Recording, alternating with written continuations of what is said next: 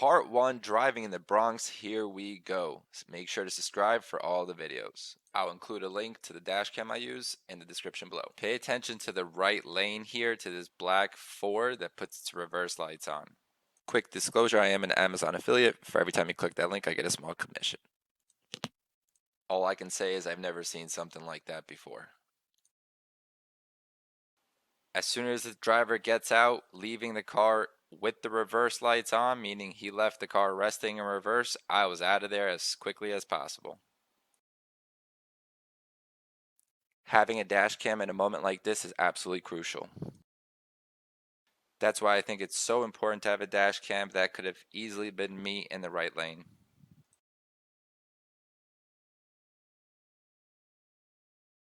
In this next clip, you'll see a complete disregard for emergency vehicles.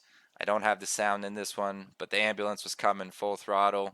The funny part is the cops see it, turn their lights on for a second, and then just decide not to pursue it. Here's the K turn, and the ambulance passes by. You'll see the cops turn on the lights and also pass by with them off.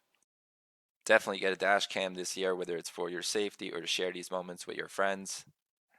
Like, share, subscribe. See you on the next one.